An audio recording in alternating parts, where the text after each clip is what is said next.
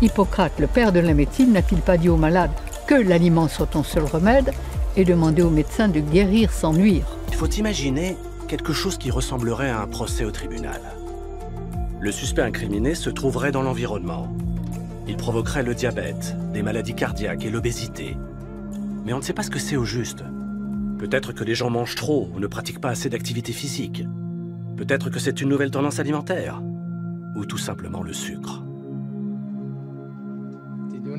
On fait une enquête et on trouve de nombreuses pièces à charge contre le sucre. Mais c'est un peu ambigu. On n'a pas de flagrant délit. Il y a quelques témoins qui sont toujours sur le lieu du crime et qui ne possèdent pas d'alibi. Mais les preuves ne sont pas concluantes. Alors qu'est-ce qu'on fait? Le message clé des industriels est qu'il n'y a pas de preuve irréfutable sur les effets mortels du sucre. Tant qu'ils pourront invoquer cet argument et entretenir l'ambiguïté, ils resteront en vie.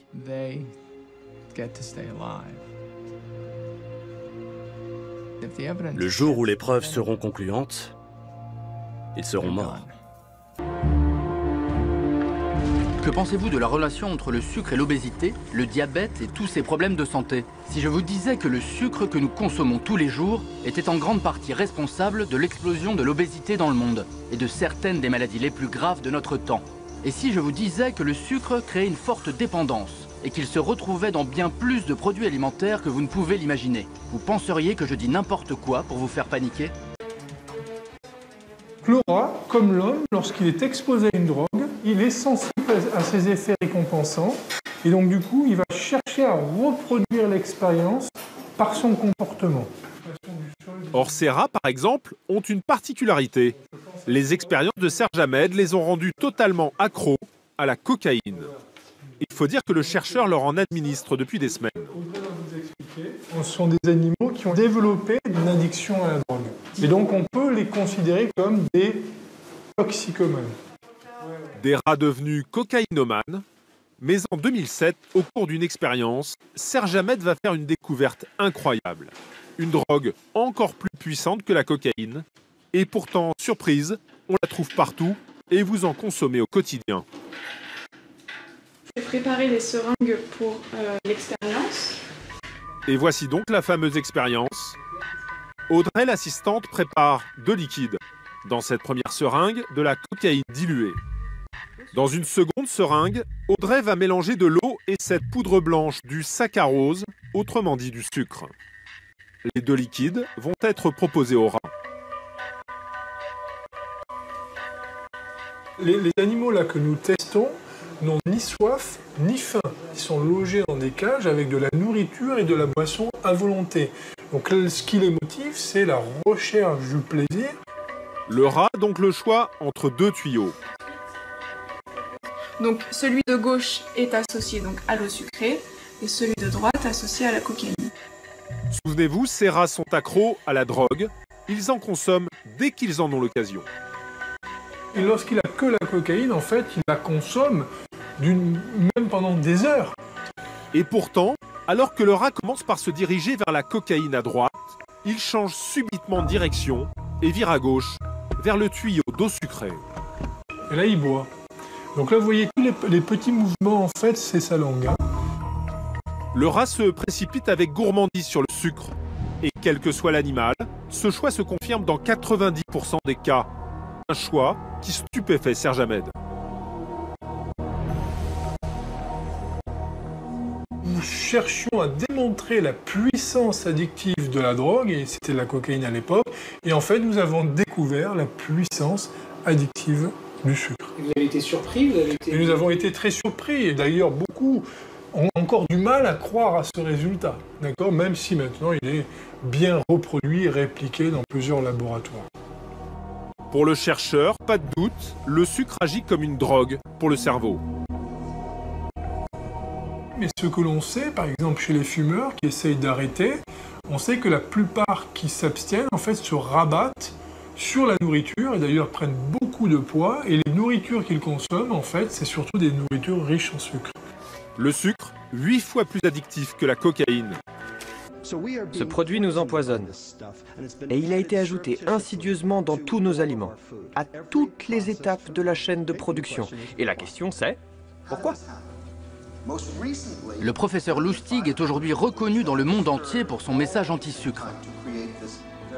Le sucre a 3 effets que les autres aliments n'ont pas. Il provoque l'accumulation de graisse dans le foie, le vieillissement cellulaire, et il empêche le cerveau de réguler la sensation de satiété. Il est donc toxique. Professeur Lustig, êtes-vous en train de dire que les normes de preuve de la toxicité du sucre et l'effet pathogène du sucre sont comparables à ceux du tabac? Absolument. Et comment se fait-il que les gens ne soient pas au courant des effets toxiques du sucre? Nigel, pourquoi suis-je assis en face de vous à vous parler? Parce que votre public doit comprendre que ce qu'on lui a dit, ce qu'on lui a vendu pendant les 40 dernières années, c'est une mystification de l'industrie agroalimentaire visant à faire de l'argent au détriment de la santé. Il est temps de changer la donne. 40 kilos de sucre. C'est ce qu'un adulte canadien consomme en moyenne chaque année. L'équivalent de 28 cubes de sucre par jour. C'est 10 fois la quantité idéale suggérée par l'Organisation mondiale de la santé. Beaucoup de scientifiques pensent que maintenant, le sucre, justement à cause des quantités qu'on utilise, on se rend compte que le sucre est vraiment toxique. Nous n'avons pas toujours conscience du sucre que nous ingérons. La plupart du temps, il est caché. 75% des produits transformés en contiennent. Une simple portion de soupe aux tomates, par exemple, en renferme 8 grammes, soit l'équivalent de 2 cubes de sucre.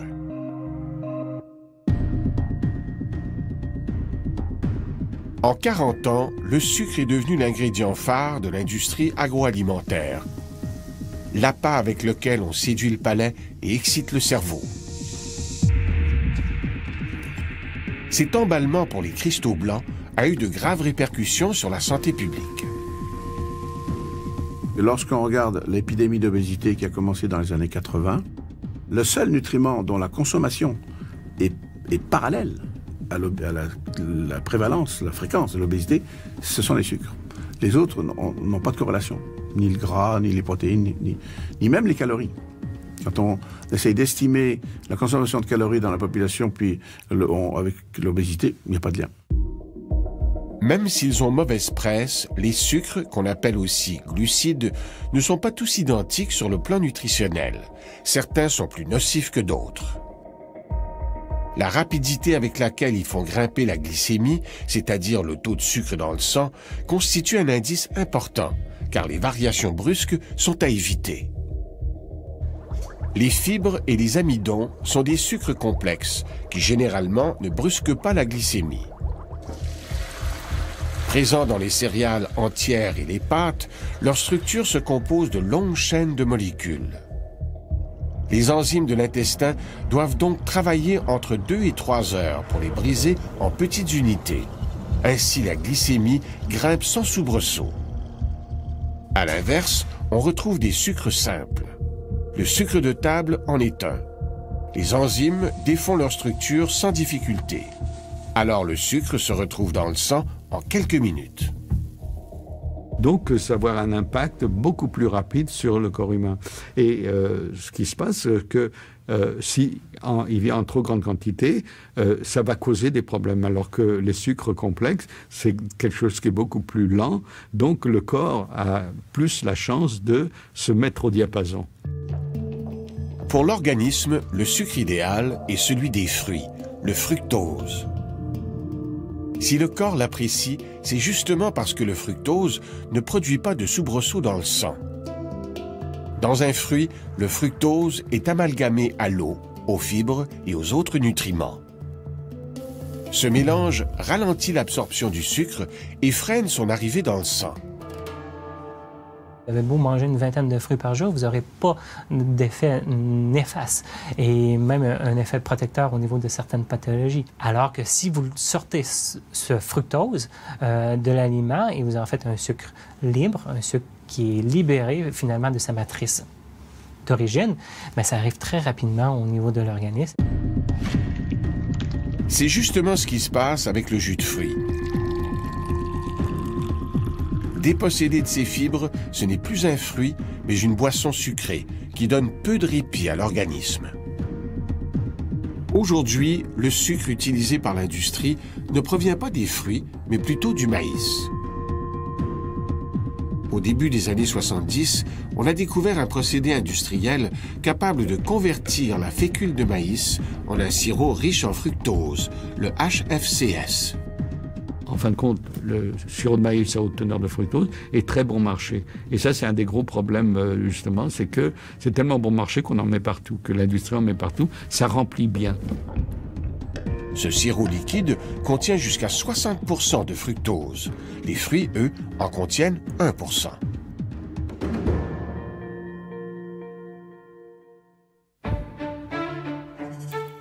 Dans les faits, peu de choses distinguent le sirop de maïs industriel du simple sucre de table. Le sucre se compose à part égale de fructose et de glucose. De son côté, le sirop de maïs se compose aussi de fructose et de glucose, mais dans une proportion légèrement différente. 55% de fructose pour 45% de glucose. Là où il se différencie, c'est dans la manière dont les molécules de fructose et de glucose sont liées l'une à l'autre. Dans le sucre à haute teneur de fructose, le glucose et le fructose sont séparés. Donc le fructose est beaucoup plus disponible pour aller au foie par rapport au sucre de table, où le glucose et le fructose sont attachés ensemble. C'est ça vraiment le problème. Le sirop de maïs à haute teneur en fructose est le plus utilisé des sucres industriels. C'est lui qu'on soupçonne de jouer un rôle dans l'épidémie d'obésité.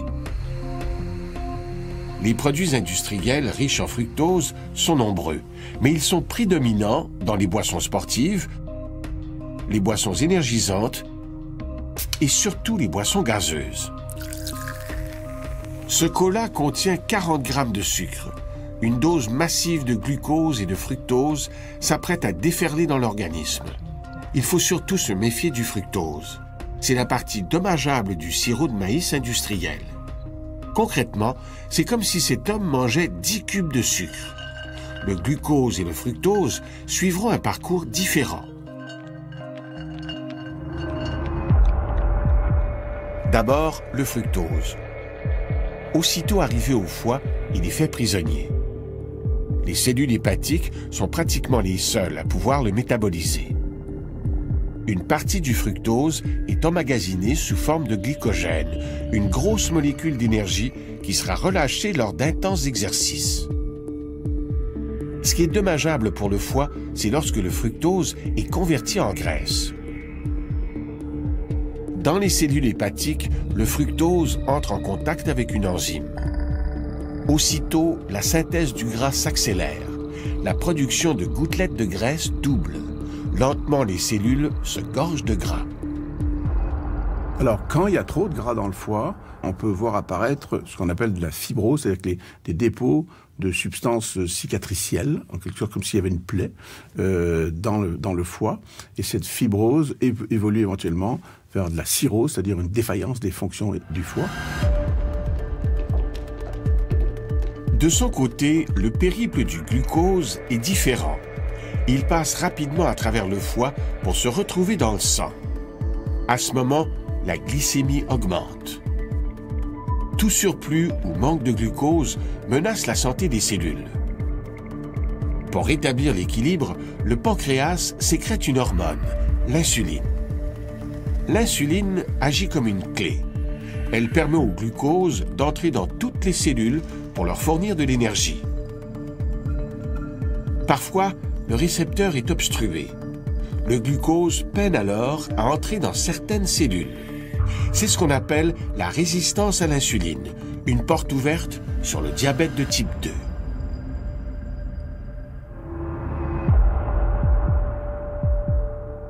Une fois la gâterie digérée, un surplus d'insuline circule encore dans le sang. Or, cette hormone agit aussi comme un véritable fertilisant pour les 20 à 30 milliards de cellules adipeuses. L'insuline stimule à la surface des cellules adipeuses une enzyme dont la fonction consiste à capturer le gras qui circule dans le sang. Une fois le gras stocké, le volume des cellules adipeuses augmente jusqu'à 10 fois leur volume initial.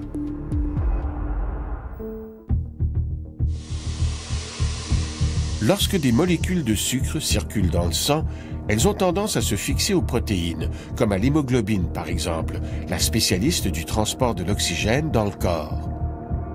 Une fois le sucre collé aux protéines, les cellules du système immunitaire se mettent en alerte et les attaquent. Au moment de leur dégradation, les morceaux de protéines sucrées vont être traités par les cellules de l'inflammation de l'organisme comme si c'était des bactéries ou des virus ou comme si c'était des corps étrangers. Donc ça va produire de l'inflammation. Et c'est une des causes qui lie la toxicité du sucre à la maladie artérielle, par exemple à l'artériosclérose, à la maladie qui donne la crise cardiaque, c'est que l'inflammation va favoriser la création de plaques artéromateuses dans les artères. Les sucres sont indispensables à la vie, car ils fournissent l'énergie dont nous avons besoin. Toutefois, la surconsommation de sucre ajouté, elle, est nocive pour l'organisme. De récentes études indiquent que le sucre, tel que beaucoup de gens le consomment de nos jours, est une toxine. La polémique est née suite à un article du New York Times affirmant que le sucre était toxique. Le sucre est-il toxique? J'en suis persuadé. Ne craignez-vous pas que ça paraisse excessif? Bien sûr que oui. Mais c'est la vérité. Vous dites que le sucre est un poison, à haute dose. Pourquoi ne pas dire carrément que le sucre, c'est Hitler? Robert Lustig, médecin spécialiste de l'obésité infantile, a écrit un livre, Fat Chance. Le sucre est très pernicieux. Il provoque l'obésité et par là même toutes sortes de problèmes métaboliques. L'hypertension, le diabète, les maladies cardiaques et sans doute aussi le cancer et la démence.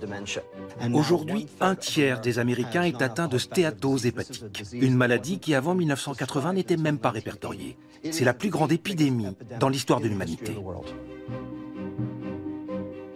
Tout d'abord, je ne suis pas contre le sucre. Je suis contre les plats cuisinés industriels. J'aimerais mieux ne pas être connu du tout et que le problème n'existe pas. D'ailleurs, quand j'ai commencé ma carrière médicale, il n'existait pas. Sinon, je ne me serais peut-être pas embarqué là-dedans. Qui aurait envie de se coltiner ça? Enfin, maintenant, c'est fait.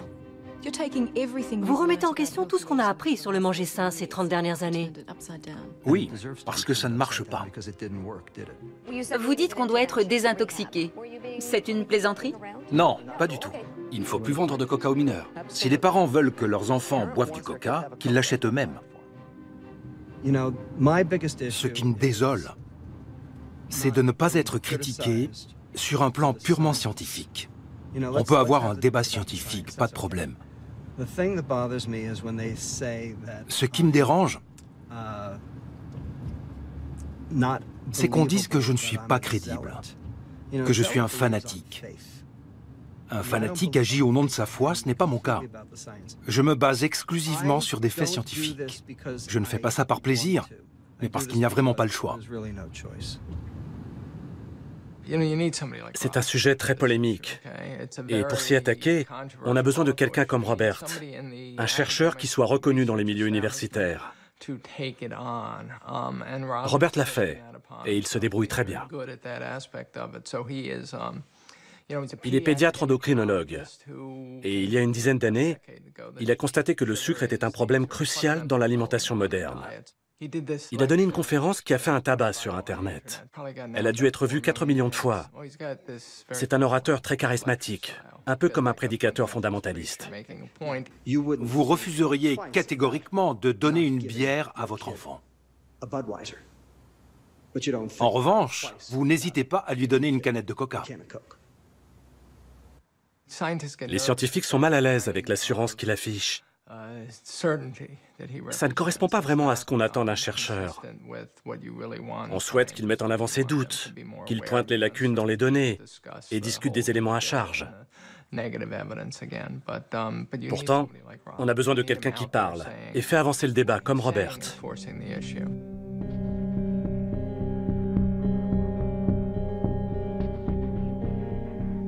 C'est un problème qui vous touche à la maison, qui vous touche au travail. C'est un problème qui a une influence sur vos affaires. Au final, c'est un problème qui affecte le pays et le monde entier. Ça ne concerne pas seulement l'obésité infantile, mon domaine de spécialité qui m'a amené à ce sujet. Ça va bien plus loin. C'est le signe d'une crise sociale.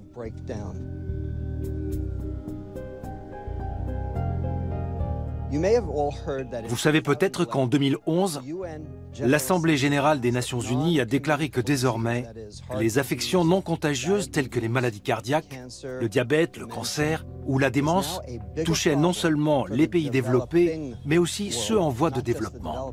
Tout le monde était conscient du problème chez nous. Dans les pays africains et asiatiques, en Inde par exemple, le développement de ces pathologies est plus préoccupant que celui des maladies infectieuses, y compris celui du sida. Que s'est-il passé? Pourquoi sommes-nous tous en danger aujourd'hui? Comme ça, d'un coup, dans le monde entier.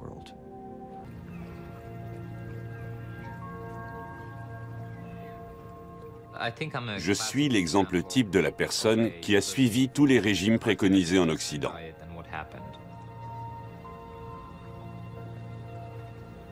On nous dit que tout est dans l'équilibre entre l'absorption et l'élimination des calories. Et si c'est bien de consommer peu de graisse, ce doit être encore mieux de ne pas en consommer du tout. Donc, pendant 15 ou 20 ans, j'ai mangé des produits light, qui sont remplis de glucides, de sucre transformé, ou les deux. Durant toute cette période, je m'entraînais en moyenne 10 heures par semaine pour améliorer mon endurance. Le matin, à jeun, je mesurais mon taux de sucre dans le sang, juste par curiosité. Et j'ai découvert récemment que mon taux de sucre indiquait un prédiabète.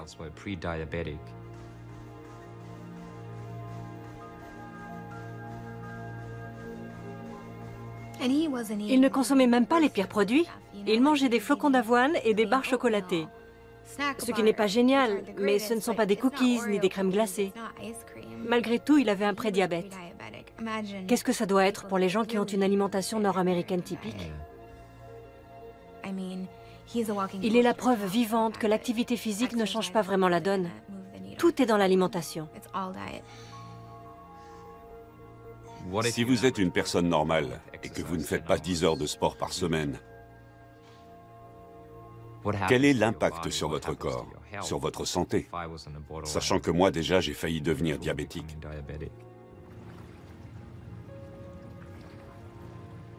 Tout le monde pense que le problème est l'obésité. Eh bien, l'obésité touche 30% de la population. Mais on ne sait pas que 40% des personnes qui ont un poids normal présentent les mêmes maladies et les mêmes dysfonctionnements métaboliques que les obèses. Ils développent des maladies cardiaques, des cancers, le diabète de type 2, etc. La liste est longue. Or, leur poids est normal. Qu'est-ce que ça signifie? Que ça ne dépend pas du comportement. On pointe du doigt la gourmandise et la paresse, mais ces gens ne sont ni gourmands ni paresseux, et leur poids est normal.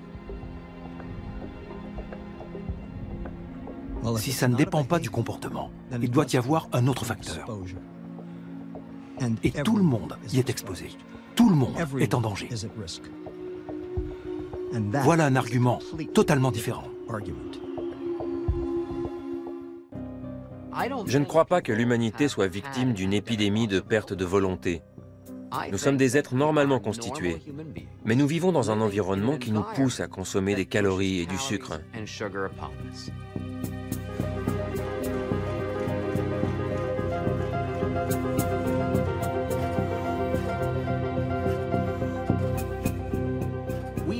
On sait que la hausse du taux d'obésité infantile va de pair avec l'accroissement d'autres maladies chroniques. On commence à voir des enfants de moins de 10 ans atteints de diabète de type 2 ou des adolescents souffrant de maladies cardiaques et une explosion des cas de stéatose hépatique.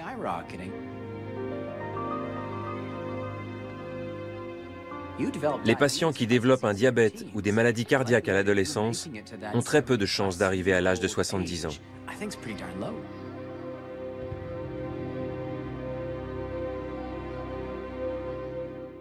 On connaît depuis longtemps la relation entre le sucre et le foie. Rappelez-vous les Égyptiens. Ce sont eux qui ont commencé à gaver les oies. Les Romains ont pris le relais Et de nos jours, ce sont les Français qui produisent du foie gras. Mais le procédé reste le même. On gave des volailles avec du sucre ou des glucides pour obtenir du foie gras.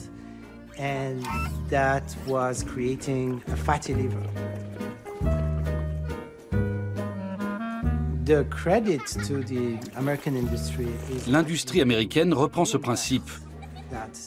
Mais au lieu de l'appliquer sur des volailles, elle l'applique sur nous.